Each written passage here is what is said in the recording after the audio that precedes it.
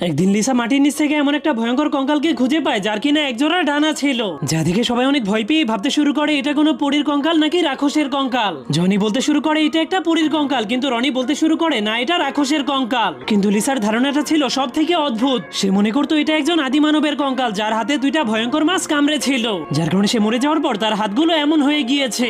এরপর সবাই যখনই কঙ্কালটার মালিকানা নিয়ে আলোচনা করছিল তখনই হুমার এসে কঙ্কালটাকে চুরি করে নিয়ে যায়। এরপর সে কঙ্কালটাকে তার বাড়িতে নিয়ে লুকিয়ে ফেলে। কিন্তু তখনই হঠাৎ করে একদল মানুষ তার বাড়ির সামনে এসে পড়ে। তারা সবাই তাদের মনের ইচ্ছা পূরণ করার জন্য সেই পরীর কঙ্কালটাকে ছুঁতে চাইছিল। কেউ কেউ তো সেই কঙ্কালটাকে ছোঁয়ার জন্য তাকে টাকা দিতেও রাজি হয়ে গিয়েছিল।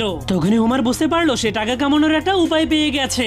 এই জন্য সে মানুষের মনের ইচ্ছা পূরণ করার জন্য সেই পরীর কঙ্কালকে টাচ করতে মানুষের কাছ থেকে টাকা নিতে শুরু করে দেয়। কিন্তু লিসা এটা আসলে কি জিনিস তা জানার জন্য অনেক কৌতূহলী ছিল, তাই সে রাতের বেলা চুপি চুপি সেই কঙ্কালের কাছ থেকে একটা হাড়ের টুকরো চুরি করে নিয়ে একজন বিজ্ঞানীকে পরীক্ষা করতে দিয়ে দেয়। তখন সেই পরীক্ষার ফলাফল বের হওয়ার